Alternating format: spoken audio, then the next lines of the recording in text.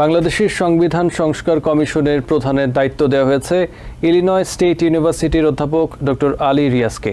Supreme কোর্টের আইনজীবী শাহদিন মালিকের পরিবর্তে তাকে এই দায়িত্ব দিয়ে বুধবার প্রজ্ঞাপন জারি করেছে মন্ত্রিপরিষদ বিভাগ। এজন্য অন্তর্বর্তী সরকারের প্রধান উপদেষ্টা ডক্টর মোহাম্মদ ইউনূসকে ধন্যবাদ জানিয়েছেন ডক্টর আলী রিয়াজ। একই সঙ্গে সর্বস্তরের মানুষের সহযোগিতাও চেয়েছেন তিনি।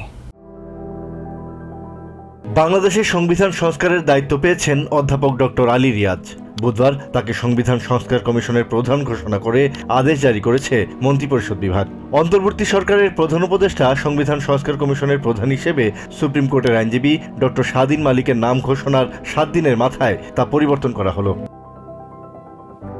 এর আগে গত 11 সেপ্টেম্বর জাতির উদ্দেশ্যে দেওয়া ভাষণে অন্তর্বর্তী সরকারের প্রধান উপদেষ্টা ডক্টর মোহাম্মদ ইউনূস রাষ্ট্রের বিভিন্ন খাতে সংস্কারের লক্ষ্যে 6টি কমিশন গঠন এবং কমিশন প্রধানদের নাম ঘোষণা করেন। সেদিন সংবিধান সংস্কার কমিশনের প্রধান হিসেবে সুপ্রিম কোর্টের আইনজীবী ডক্টর শাহদিন মালিকের নাম উল্লেখ করেন তিনি।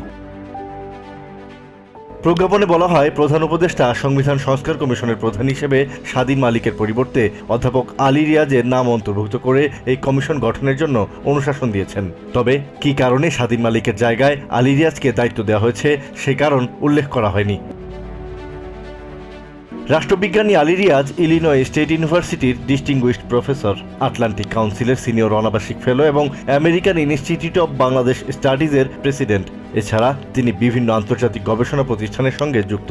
তার গবেষণার বিষয়গুলোর মধ্যে আছে গণতন্ত্র, সহিংস উগ্রবাদ, ধর্ম ও রাজনীতি, দক্ষিণ এশিয়া ও বাংলাদেশের রাজনীতি।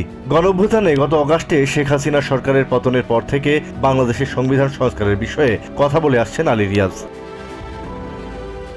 গত 29 অগাস্ট ঢাকায় centre for governance studies CGS এর সংবাদ সম্মেলনে সংস্থাটির উপদেষ্টা পরিষদের সদস্য আলী রিয়াজ বলেন, বাংলাদেশের বর্তমান সংবিধান সংশোধনের সুযোগ কম।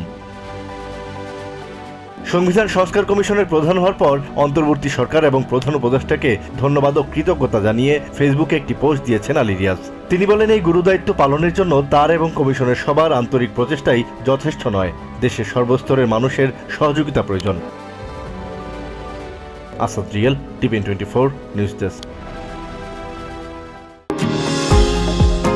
নিউ ইয়র্ক থেকে সম্প্রচারিত টিভিএন 24 টেলিভিশন বিশ্বজুড়ে বাঙালির কণ্ঠস্বর।